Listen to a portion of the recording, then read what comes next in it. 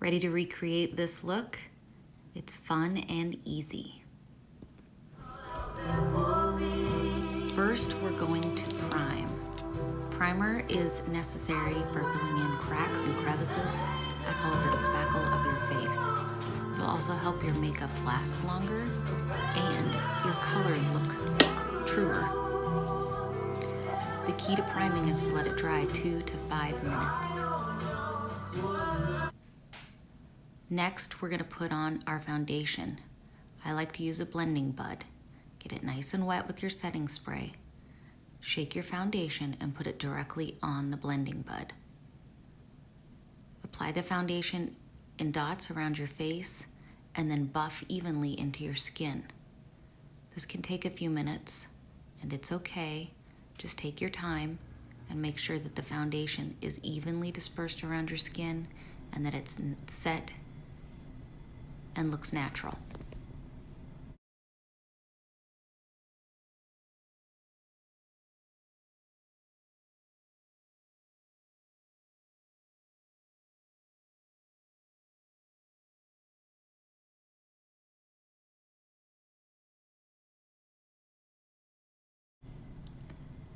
Next, we're going to conceal those under eye circles.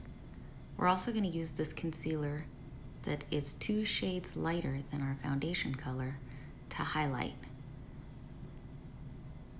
We're going to use a BB cream for our contour. We're applying that with a blending bud, which also has been sprayed with the setting spray. Put it in the hollows of your cheeks, under your chin. Make sure to shake this product as well. Put it on your forehead to make your forehead smaller.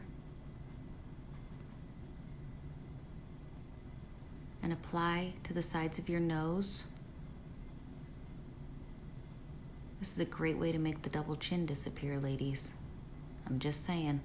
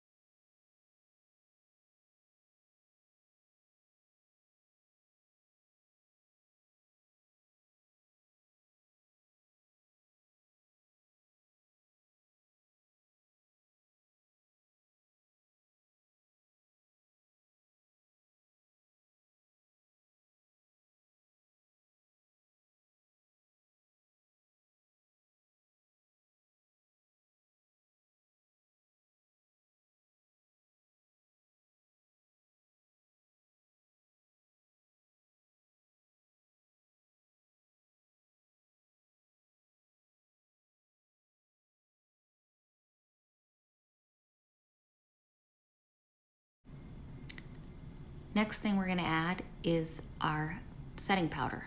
We're going to put that on anywhere that we have a highlight. This is going to set the highlight in place. You're going to use a damp blending bud again, and you're going to grab the powder on the blending bud and pat it on very thickly anywhere you've got the lighter shade. I like to start under my eyes. We're going to let this sit for 5 to 10 minutes. That'll let it get baked on. The key here, especially for us older ladies with more mature skin, is to make sure your eye area is very hydrated. Otherwise, you're going to end up with crinkles underneath your eye from the powder. So if you don't have a good eye cream on and you haven't been drinking plenty of water, you can avoid this step.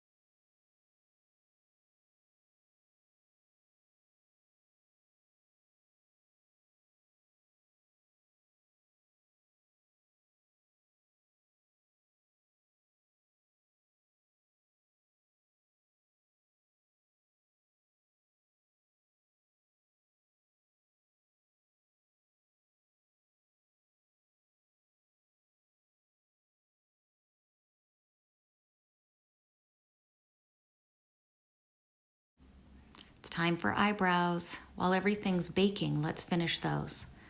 Starting toward the nose, I use the lighter color in the palette, and at the arch, I switch to the darker color. I wax the brows in place. Then I'm going to take the pink highlight color in the palette. I'm going to outline the entire brow. This is really going to make your eyebrows stand out.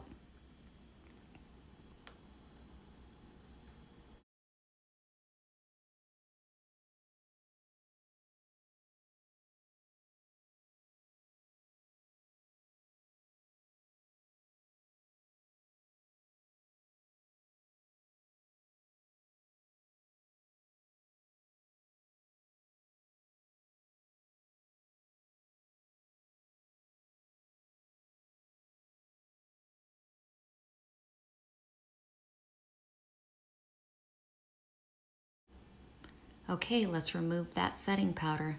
Just simply take a powder brush and dust it off. And this is when the real fun begins. The key to contouring is to blend. And every time you think you're done, you look in the mirror and realize you need to blend some more.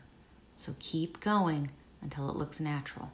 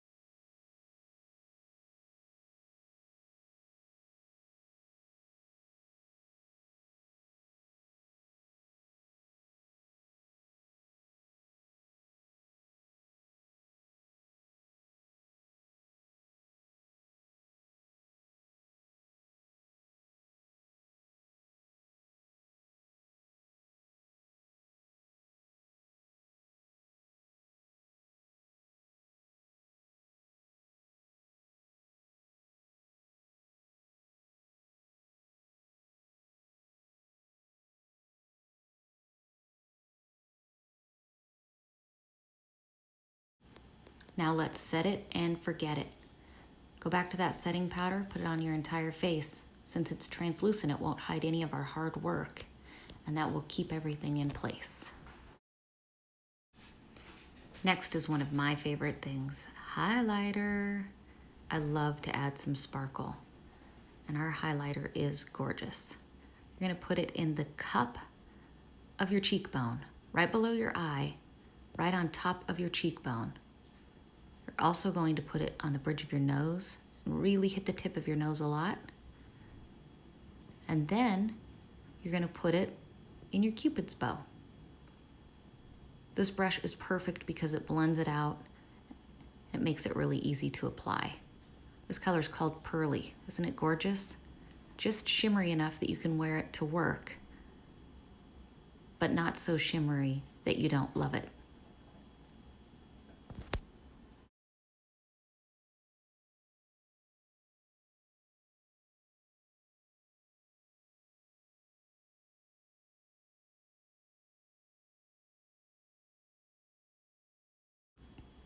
All right, it's time to do those peepers. First thing we're gonna do is put on a light pink as a transition color. It's really important your transition color is matte. I think that everything that goes in the crease should be matte. Every once in a great while you can break this rule, but I feel like that's the best look.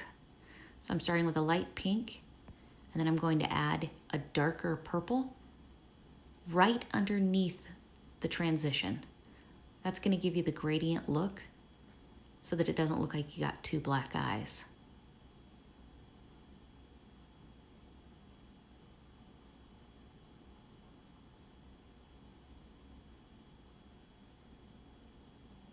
Now let's add some shimmer.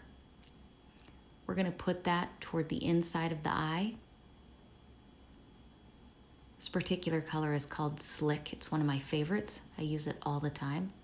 I love it so much, I've accidentally ordered it twice.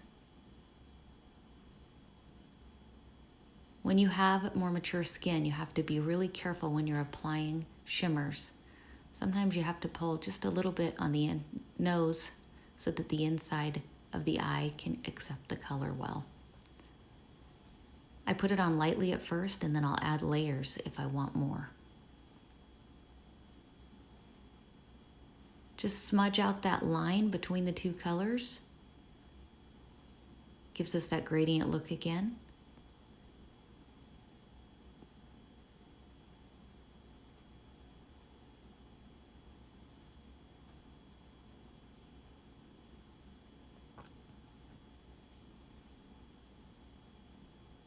Eyeshadow, like contouring, is all about blending. Just keep blending until it looks right. And even after you apply your mascara, you can blend some more if you don't think it's right.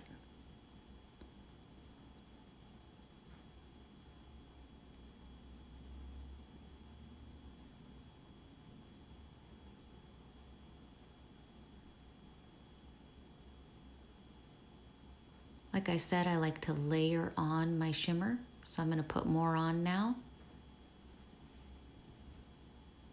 It's easier to add more than take away, so I'll put it on lighter and then add as I go.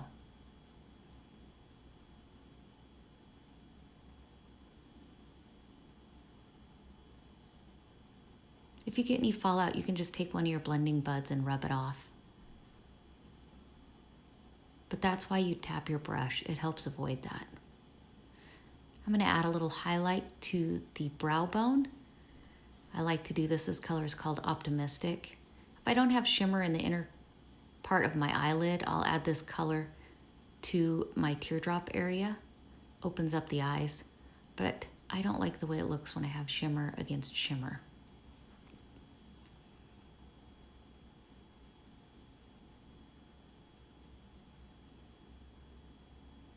It's time for some eyeliner. Key is to have a nice soft eyeliner, but not so soft that it runs. I like this one because it stays in place. I've tried lots of other brands. Even though I'm fairly new to the makeup world, I have tried a lot of different eyeliners because it's always something I wore. And this one is my favorite. It's just the right softness and yet it stays in place. I like to tightline with it, makes your lashes look longer, and it doesn't mess up the look of your eyeshadow.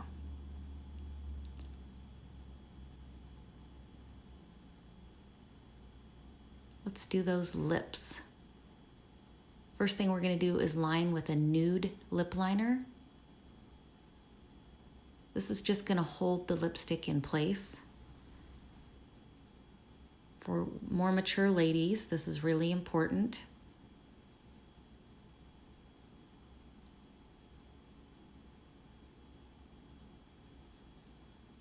This is a liquid lipstick, doesn't take much.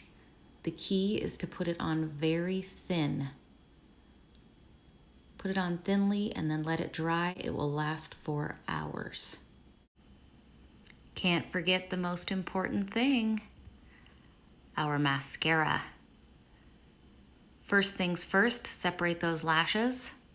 You know, they're like hair, they get tangled too. And I told you as we went along there would be more blending. Seems every time I look, I see where I can blend a little bit more. I like to use my mascara warm, so I usually put it against my skin and let it warm up in my shirt, or I sit on it. Key is you can layer this mascara. So this is the Epic Waterproof Mascara, and then I'm going to put on the 3D Fiber Mascara, starting with the fibers. If you go up like this, it's going to give you more length.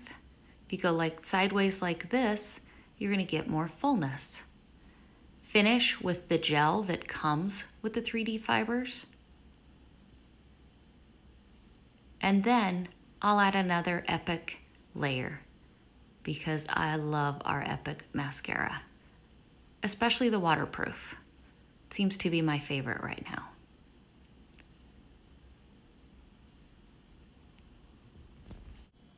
See, now that's what I'm talking about. Such a crazy difference. I'm still gonna add another layer though. It's buildable and it never clumps. So you can add as many layers as you want. Gives you the false eyelash look without having to fuss with the glue. I don't know about you, but I can't do that stuff. Okay, let's finish this eye look by dragging our color that we used in the crease underneath our eye. This is going to be the purple color. Just going to finish it by pulling it underneath the eye, and then we'll add a quick layer of mascara on the bottom lashes. I love the way this looks. It's a new thing I've started doing, and it just seems to finish things off. There you have it. Last step, and very, very important, is to blow dry the mascara, not only to dry it, but to curl it. And then we put on our setting spray to keep everything in place, and voila, we're done.